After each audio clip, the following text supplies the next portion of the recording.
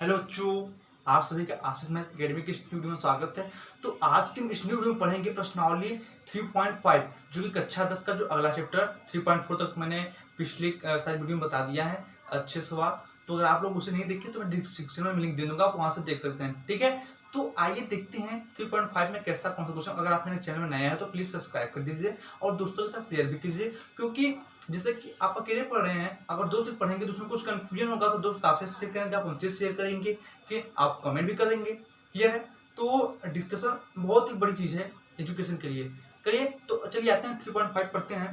तो जो 3.5 का जो पहला सवाल है वो कुछ इस प्रकार दिया है कि निम्न रैखिक समीकरणों के युग्मों में से किसका एक अद्वितीय हल है, किसका कोई हल नहीं है या किसके अपरिमित रूप से अनेक हल हैं। अद्वितीय हल की स्थिति में उसे वज्र गुणन विधि से ज्ञात कीजिए। क्वेश्चन में कुछ इस प्रकार से पूछा है। इसमें हमें 1 2 3 4 4 सवाल दिए गए हैं। जो पहला सवाल है x - 3y - 3 = 0 और 3x - 9y - 2 = 0। जो ये दो समीकरण दिए गए हैं, जो पहला सवाल में पहले सवाल के पहला सवाल में दो समीकरण दिए हैं, जैसे कि x - 3y - 3 = 0 और 3x - 9y - 2 = 0। तो इसे हल करने के सबसे पहले क्या करेंगे, सबसे पहले हमें a1 a2 और a1 a2 b1 b2 c1 c2 हमें ये ज्ञात करना है। तो a1 a2 b1 b2 c1 c2 तो आप सब लोग ज्ञात ही कर लेंगे, बहुत ही सिंपल है। इसका जो x y और जो अचर पद होता है इसका जो गुणक होता है वही होता है। तो जो e1 है, तो e1 हम देख सकते हैं यहाँ पे e1 1 होगा, b1 जो है -3 होगा और c1 है 3 होगा। क्लियर है? उसके बाद जो a2 होगा वो 3 है और b2 जो है 9 है और जो c2 है वो -2 होगा। ये b2 भी -9 होगा क्योंकि माइनस है। क्लियर है? तो मैं यहाँ पर a1 a2 b1 b2 c1 c2 हमने ज्ञात कर लिया। उसके बाद हम देखते हैं a1/a2 a1/a2 जो है 1/3 होगा। a1 का मान 1 और a2 का मान 3। उसके बाद संबंध है b1/b2 = 1/3। तो b1 जो है वो 3 है और 9 है, तो 3 - 3/9 होगा। तो ये जब डिवाइड करेंगे तो 1/3 होगा। क्लियर है? तो यहाँ पे आप देख सकते हैं कि 1/3 हो गया। उसके बाद फिर c1/6 है, तो ये -3.2 हो जाएगा। क्लियर है? उसके बाद आते हैं कि a1/a2 = b1/b2 नॉट = c1/c2। ये एक तरफ फॉर्मूला होता है। क्लियर है? तो a1/a2 = b1/b2 नॉट = c1/c2। जो है a1 a2 के बराबर है b1 b2 के और b1 b2 बराबर नहीं है c1 c2 के। तो ऐसे हम लिख सकते हैं, जब इसमें ज्ञात करना था तो हम यहाँ पे लिखेंगे आता इस प्रकार समीकरण का कोई हल नहीं होगा। जो समीकरण का है कोई हल नहीं होगा। उसी प्रकार जो मैं दूसरा क्वेश्चन जो पूछा था, जो पूछा है कि 2x + y = 5 और 3x + 2y = 8। तो इसमें जो हमारा है वो अद्वितीय हल होगा। इससे आप इसी प्रकार हल करेंगे a1 b1 c1 और a2 b2 c3 करके, इससे मतलब कि इस फॉर्म में करके अगर बराबर होगा तो ठीक है। तो इस जो दूसरा हल होगा उसका जो अद्वितीय हल होगा, इसी प्रकार तीसरा चौथा हल कर सकते हैं। क्लियर है? बहुत ही सिंपल है, इजी, आप इससे हल करते रहिए। अब आते हैं क्वेश्चन नंबर 2 की तरफ। तो बच्चों जो अगला क्वेश्चन नंबर 2 है वो कुछ इस प्रकार से दिया है, पढ़ते हैं कि इसमें दो क्वेश्चन दिया है। जो पहला क्वेश्चन है वो है ए और बी के किन मानों के लिए निम्न रैखिक समीकरणों के युग्म के अपरिमित रूप से अनेक हल होंगे। 2x + 3y = 7 या a - b × x + a + b × y = 3a + b - 2। तो आपने पहला देखा, तो पहला आप अपने बुक से भी पढ़ सकते हैं। क्लियर है? तो जो इसका जो दूसरा क्वेश्चन है वो इस प्रकार पूछा है, देखते हैं कि के किस मान के लिए निम्न रैखिक समीकरणों के युग्म का कोई हल नहीं है। 3x + y = 1 या 2k - 1x + k - 1 × y = 2k + 1। तो जो पहला वाला जो क्वेश्चन था वो बहुत ही सिंपल है। जैसे कि मैंने पिछले कई सारे मतलब कि पिछले प्रश्नावली में सवाल में बता दिया हूँ, और ये दूसरा जो थोड़ा सा मतलब कि मुझे लगा कि आप लोग बता देना चाहिए, तो मैं बता रहा हूँ दूसरा क्वेश्चन। ठीक है, आप पहला सॉल्व कर सकते हैं अपने से, और दूसरा देखिए, दूसरा जो कि हमें के का मान ज्ञात करना है। तो जो मैं समीकरण में दिया क्या दिया है, 3x + y - 1 = 0। इसे समीकरण नंबर फर्स्ट मान लेंगे। और फिर जो अगला 2k - 1 × x + k - 1 × y - 2k + 1 = 0, इसे समीकरण नंबर 2 मान लेंगे। उसके बाद a1 = 3 और b1 = 1 में दिया है। a1 = 3 और b1 = 1, तो a2 = 2k - 1 × b2 = k - 1।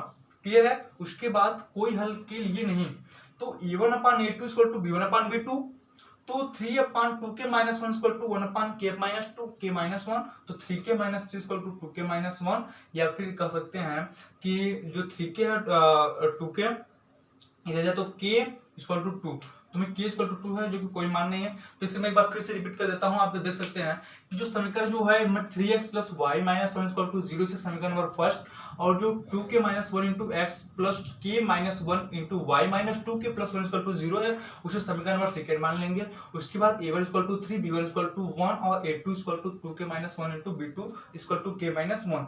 तो जिसका कोई हल नहीं है, तो a1 upon a2 equal to b1 upon b2, तो यहाँ पे देख सकते हैं a1 का मान 3 और a2 का मान 2k minus 1 equal to b1 upon b2 का 1 अपन k माइनस 1 मान रख के 3k minus 3 equal to 2k minus 1, तो k इक्वल टू आ जाएगा। इसका कोई हल, k का मान 2 के लिए कोई हल नहीं है। क्लियर है? तो ये दूसरा जो हमारा सॉल्व हो गया आंसर। क्लियर है?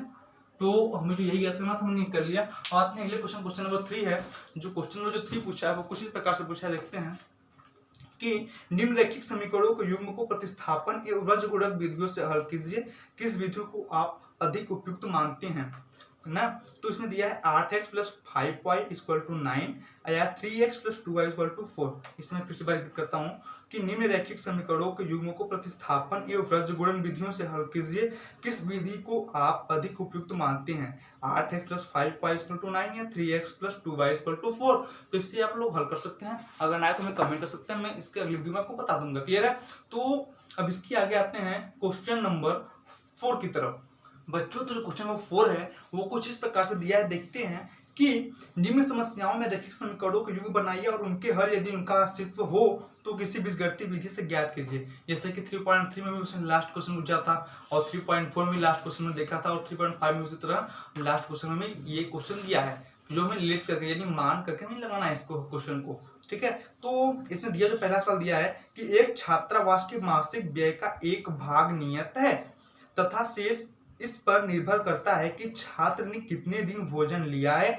जब एक विद्यार्थी ए को जो 20 दिन भोजन करता है रुपए 1000 छात्रावास के व्यय के लिए अदा करने पड़ते हैं, जबकि एक विद्यार्थी बी को जो 26 दिन भोजन करता है छात्रावास के लिए रुपए 1880 अदा करने पड़ते हैं। नियत व्यय और प्रतिदिन के भोजन का मूल्य हमें ज्ञात करना है। तो इसको ज्ञात करने के लिए बहुत ही सिंपल नियम है, देखते हैं इसको सॉल्व कैसे करते हैं। तो सबसे पहले मानेंगे कि मानव भोजन पर जो नियत व्यय है वो x है, मानव भोजन पर नियत व्यय x और तथा प्रतिदिन भोजन पर व्यय जो है y ना। तो जो भोजन पर नियत व्यय है वो x और जो प्रतिदिन भोजन पर व्यय है वो y है। तो जो प्रश्नानुसार प्रथम स्थिति मानेंगे, फर्स्ट स्थिति, तो x plus 20y equal to 1000। इससे समीकरण number first x plus 20y बराबर 1000, तो इसे समीकरण नंबर फर्स्ट मान लेंगे। उसी प्रकार हम प्रश्नानुसार द्वितीय स्थिति लेंगे। प्रश्नानुसार द्वितीय स्थिति लेने के बाद x plus 26y equal to 1180, जो कि इसे समीकरण नंबर सेकेंड मानेंगे। उसके बाद विलोपन विधि द्वारा हम इसे हल करेंगे। तो विलोपन विधि द्वारा में हल करने पर समीकरण 1 को समीकरण 2 से घटाएंगे। तो समीकरण नंबर फर्स्ट हमारा ये है x plus 20y equal to 1000, और जो दूसरा है x plus 26y equal to 11,080। Clear है? तो इस समीकरण नंबर सेकेंड है। तो जब इससे हम घटाएंगे तो 6y इक्वल टू 180, तो y इक्वल टू 30। ठीक है? तो y इक्वल टू 30 को 1 में रखने पर जो है y इक्वल टू 30 में आया है, इसका मान समीकरण नंबर 1 में रखेंगे। समीकरण नंबर 1 में रखेंगे तो क्या होगा, यहाँ जो हमारा y है ये y की जगह हम 30 रखेंगे, तो x plus 20 into 30 equal to 1000 या x इक्वल टू 400। क्लियर है?